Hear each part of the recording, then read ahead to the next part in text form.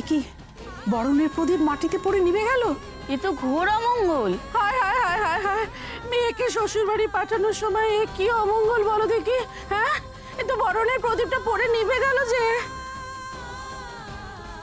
হ্যাঁ গো, এটা আবার ভগবানের পাঠানো কোনো অশনি সংকেত নয় তো? আমাদের রাধার বিবাহিত জীবনের প্রদীপটা এরকম হঠাৎ করে নিভে যাবে না তো? মনোরমা,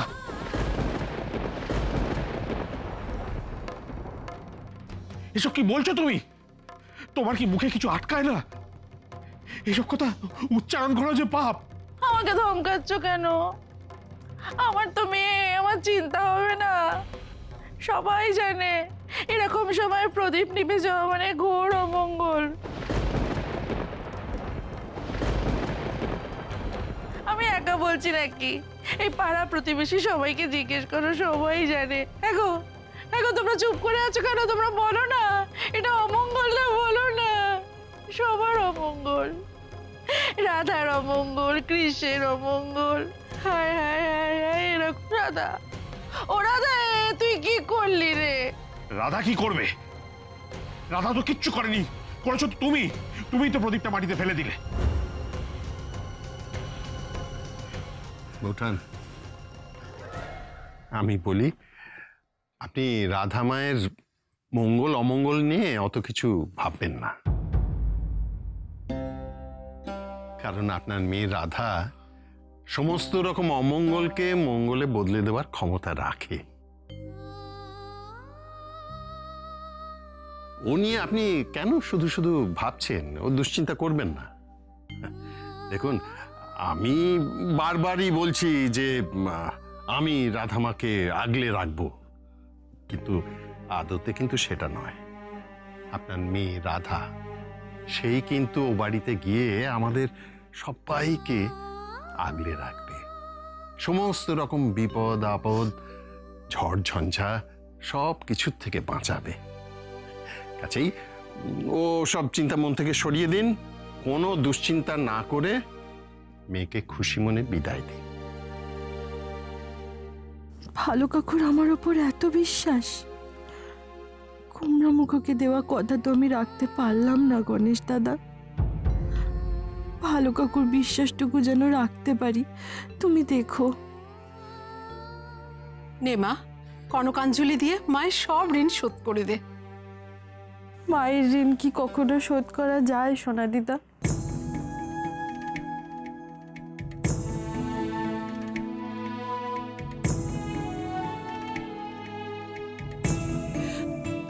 মা আমার জন্য এত বছর যা যা করেছে সে তো আমি বলে বোঝাতে পারবো না, বরং আমি মাকে এত বছর ধরে খুব জ্বালিয়েছি। মা, ও মা, পারলে আমাকে ক্ষমা করে দিও।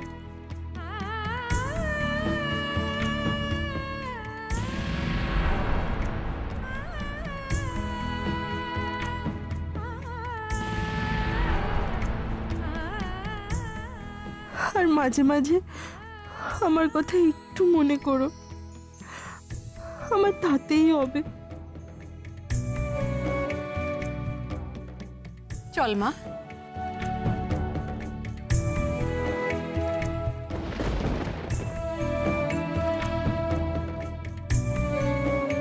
আমি তোমার সব ঋণ শোধ করলাম।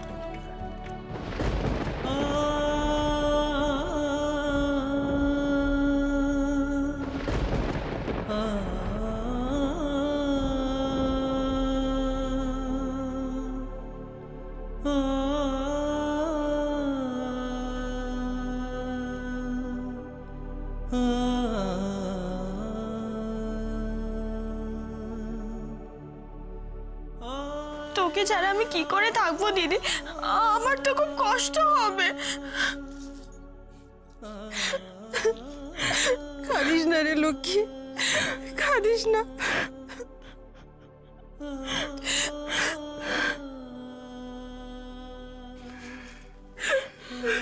লক্ষ্মী, এত কাঁদতে নেই। দিদি যাওয়ার সময় এত কাঁদিস না মা, এত কাঁদিস না, এত কাঁদিস না। দিদিরও তো কষ্ট হচ্ছে, ওর মন কেমন করছে না তোদের জন্য, খুব করছে। রাধামা মারে, ও বাড়িতে গিয়ে নতুন নতুন ভালোবাসার মানুষ পেয়ে পুরো ভাবটাকে ভুলে যাবি না তো?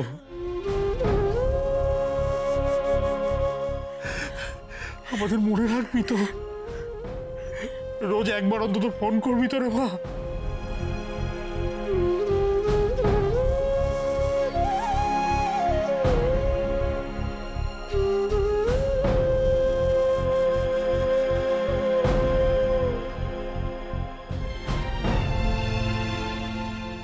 অন্য এই মেলো ড্রামাটা যে কখন শেষ হবে, আমার এখানে থাকতে।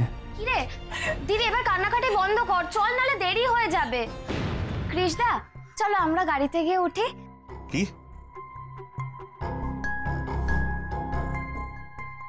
আমরা গাড়িতে গিয়ে উঠি মানে? তুই কোথায় যাবি? আমিও তো দিদির সাথে দিদির শ্বশুর বাড়ি যাবো। হ্যাঁ গো, আমার বিনা যাবে রাধার সাথে শ্বশুর বাড়িতে। তুমি জানো না, সেটাই তো নিয়ম।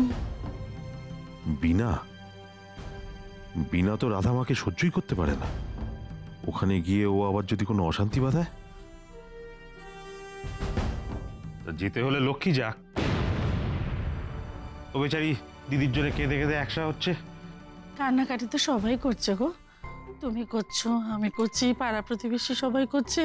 সবাই মিলে শ্বশুর বাড়ি গিয়ে বসে থাকি তাহলে? বড় বোন থাকতে ছোট বোন কখনো যেতে পারে? মাথাটা একেবারে গেছে তোমার। অবিনা, যা দিদির সাথে যা, দিদির ভালোভাবে দেখাশোনা করিস, কেমন? যা যা বলেছি ঠিক তেমন তেমন কাজ করবি। সমস্ত খবরাখবর একদম ডেট অফ দিয়ে যাবি। হ্যাঁ, ওই যে মানে যেমন যেমন ঘটবে তেমন তেমন তখন তখন। হ্যাঁ দুলাল, মন খারাপ করিস না, কান্নাকাটি বন্ধ করো। যখনই ইচ্ছে হবে মেয়েকে দেখার চলে আসবি। হ্যাঁ, এই ওটা তো তোরও বাড়ি নাকি? আর রাধামার যখন ইচ্ছা হবে রাধামা আসবে এ বাড়িতে। আহা, এতে তো কোনো বাধা নেই রে। হ্যাঁ ক্রেশ, দেখো তুমি কিছু বলছো না দেখে ওনারা কিন্তু ভরসা পাচ্ছেন না। তুমি কিছু বলো, ওনাদের আশ্বস্ত করো। না শুভ, না, কৃষ বাবাকে কিচ্ছু করতে হবে না, কিচ্ছু করতে হবে না।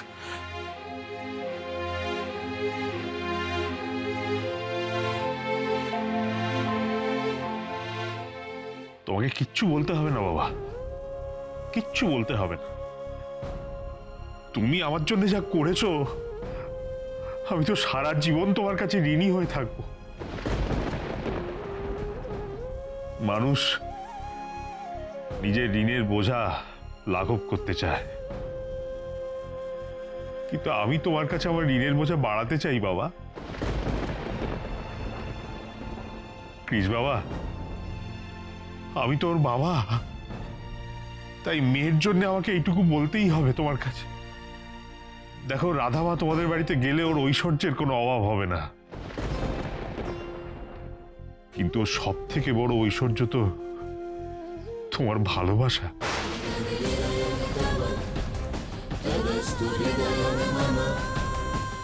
আমার মেয়েটাকে একটু ভালোবেসো বাবা।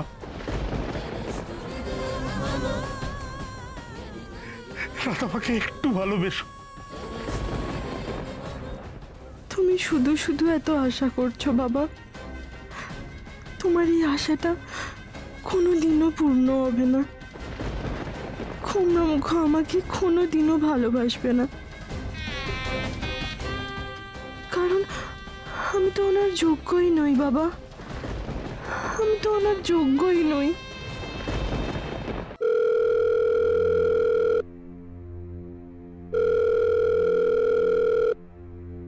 হ্যালো, কে বলছেন? ভারতী, শিউলিকে ফোনটা দাও তো তাড়াতাড়ি। আচ্ছা স্যার, আপনি একটু ধরুন, আমি এক্ষুনি দিচ্ছি। কার ফোন ভারতী? স্যারের ফোন ছিল, শিউলি ম্যাডামকে ডাকছেন। তুমি যাও।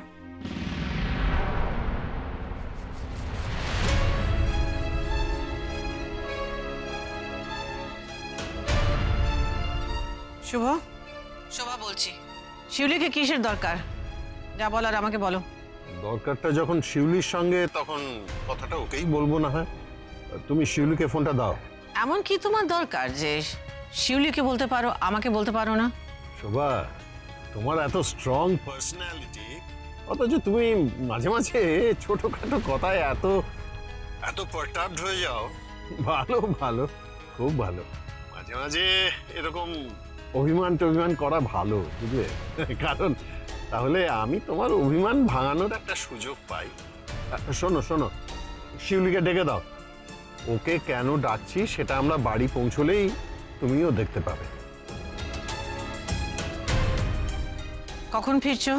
এই তো আর ঘন্টা দুয়েকের মধ্যেই পৌঁছে যাব। আমি দিচ্ছি শিউলিকে phone. Hold the line. Shiuli, তোমার দাদা ভাই তোমার সঙ্গে কথা বলতে চাইছে, ফোনটা ধরো। দাদা ভাই আমার সাথে কথা বলবে? তাই তো বললো আমাকে। হ্যাঁ হ্যাঁ দাদা ভাই বলুন। শোনো শিউলি, তোমাকে যা বলছি আমি, তুমি চুপচাপ শুনে যাও। হ্যাঁ হ্যাঁ বা না কিচ্ছু বলো না, কোনো উচ্ছ্বাস দেখাবার দরকার নেই।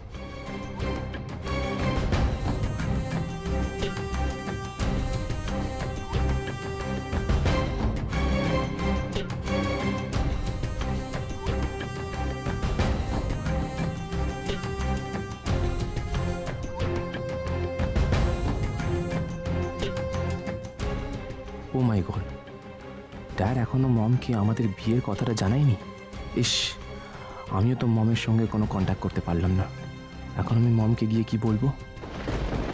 শিউলি, যা বললাম বুঝতে পেরেছো? হ্যাঁ হ্যাঁ দাদা ভাই, সব ঠিক আছে। আমি তাহলে এখন রাখি। হ্যাঁ,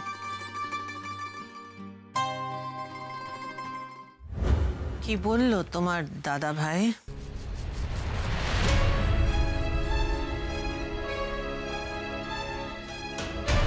কি হলো শিউলি, চুপ করে আছো কেন? তোমার দাদা ভাই তোমাকে ফোনে কি এমন বলেছে যেটা তুমি আমায় বলতে পারছো না? না না, দাদা ভাই আর কি বলবে, তেমন কিচ্ছু বলেনি। ওফ দিদিভাই, তুমি সব ব্যাপারে এত চিন্তা করো না।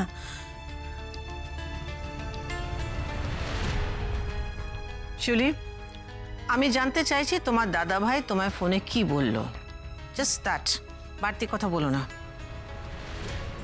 ওই তো দাদা ভাই এটাই বললেন যে আসলে বিয়ে বাড়িতে খাবার দাবারের খুব অনিয়ম হয়েছে, তো খুব রিচ খেয়ে ফেলেছেন, তাই ওনার জন্য ওই হালকা করে ভেজিটেবল স্টু বানিয়ে রাখতে।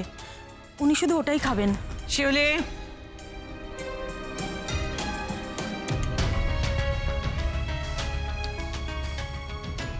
তোমার দাদা ভাই তোমাকে ফোন করে স্টিউর কথা বললেন, আলাদা করে তোমাকে বললেন। Isn't that strange? দিদিভাই, আমি বরং যাই দাদা ভাই স্টুটা বানিয়ে নি। হ্যাঁ,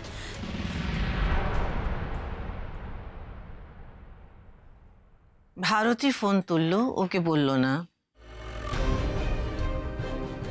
আমি জিজ্ঞেস করলাম অনেকবার, আমাকে বললো না।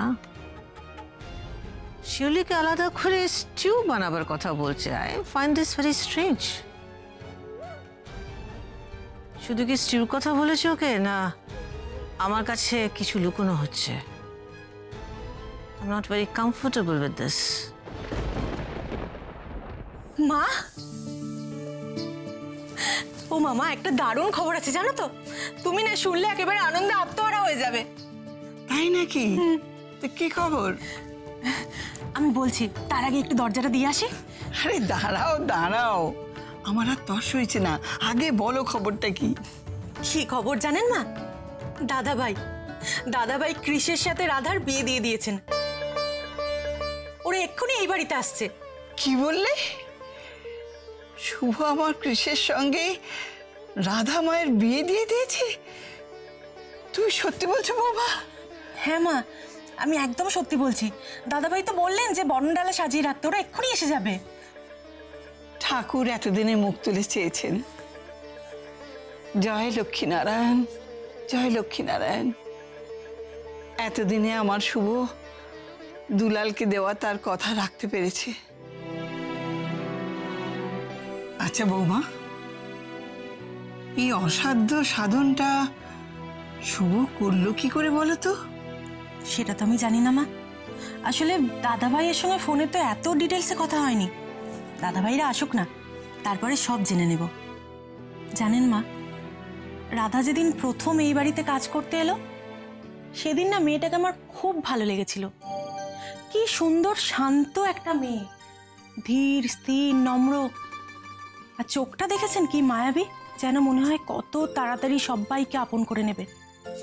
আমি সেই দিন থেকেই রাধাকে খুব ভালোবেসে ফেলেছি মা। ওই যারা মেয়েটাকে না আমার খুব একটা ভালো লাগে না। আমার কৃষ ঠাকুরের বন্ধু, ওরা একসঙ্গে পড়াশোনা করেছে, কাজ করছে, কিন্তু ওই পর্যন্তই ভালো।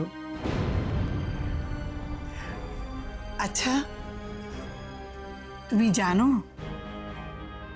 বড় বৌমা সবকিছু জানে?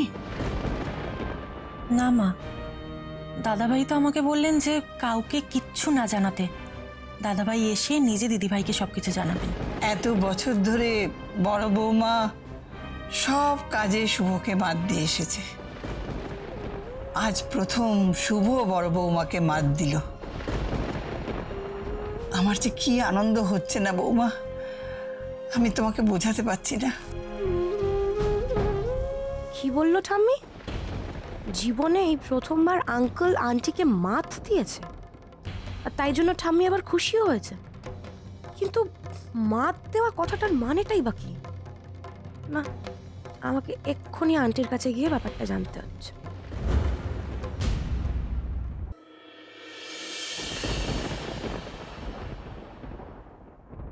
সাথে কি আমি এই লোকটাকে গোমরা মুখ বলি?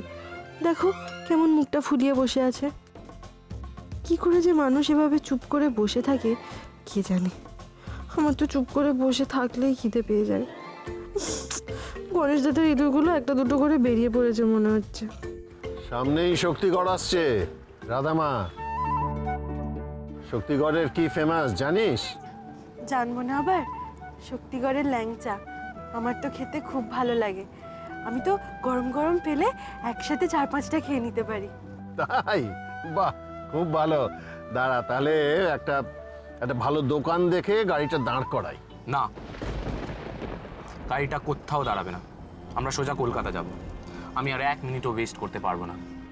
আরে বাবা, ঠিক আছে, সামান্য কয়েকটা মিষ্টি কিনতে কতক্ষণ সময় লাগবে? না ড্যাড, আমি বললাম না গাড়িটা দাঁড়াবে না। এই তোরা তো ল্যাংচা খাওয়ার কি হলো রে? না না, মানে এই কয়েকদিন ধরে তো ভালো মন্দ খেয়েই যাচ্ছিস না। খেয়ে খেয়ে তোর চেহারাটা কেমন হয়ে গেছে দেখ। আমার তো এখনই ভয় করছে, এতটা রাস্তা যদি তোর দিকের গাড়ির টায়ারটা পাংচার হয়ে যায়। ঠিক আছে ঠিক আছে, গাড়ি দাঁড় করাতে হবে না, আমরা সোজা কলকাতায় যাই। আরে রেশ, তুমি কেন এত ইরিটেটেড হয়ে আছো আমি বুঝতে পারছি। ড্যাড, আমি কাল থেকে নিজের ফোনটা খুঁজে পাচ্ছি না। ওই বিয়ে বাড়িতে এক গাদা লোকজন এসেছিল, আমার মনে হয় ওইখানেই কেউ আমার ফোনটা চুরি করে নিয়েছে। শুনুন, গ্রামের লোকেরা গরিব হতে পারে কিন্তু তারা চোর নয়। আপনি নিজের জিনিস নিজে সাবধানে রাখেননি, হারিয়ে গেছে, ওদের নামে কেন শুধু শুধু দোষ দিচ্ছেন? হারিয়ে ফেলেছি মানে? আমি বাচ্চা নাকি যে নিজের ফোনটা যেখানে সেখানে রাখবো আর হারিয়ে ফেলবো? শোনো, ওটা আমার খুব ইম্পর্টেন্ট কাজের জিনিস, সেটা আমি এখানে ওখানে ফেলবো না আর হারাতেও পারবো না। আপনি এমন করে বলছেন যেন আপনি এর আগে কোনো কাজের জিনিস হারাননি। আমার উইন্টার লাঞ্চের সবকটা ডিজাইন তো আপনি হারিয়ে ফেলেছিলেন, তারপর আমাকে নিতে এলেন আর সব গন্ডগোল বাঁধলো। ঠিক আছে ঠিক আছে, কারুর ঝগড়াঝাটি করবার দরকার নেই। কৃষ, তোমার ফোনটা হারায়ওনি আর কেউ চুরিও করেনি। তুমি বিয়েতে ব্যস্ত ছিলে বলে ওটা আমি সরিয়ে রেখেছিলাম। ড্যাড, তুমি তাড়াতাড়ি আমার মোবাইলটা দাও, আমার এক্ষুনি মমকে একটা কল করতে হবে। এই না, ধরো।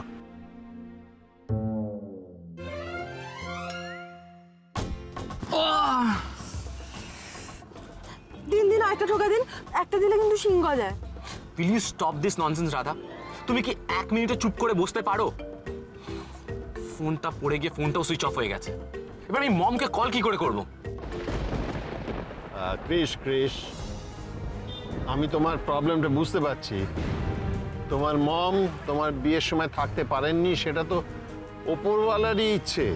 হ্যাঁ, তিনি হয়তো চাননি যে তোমার মম প্রেজেন্ট থাকুন। দেখো, যা হয়েছে সেটা ভালোর জন্যই হয়েছে।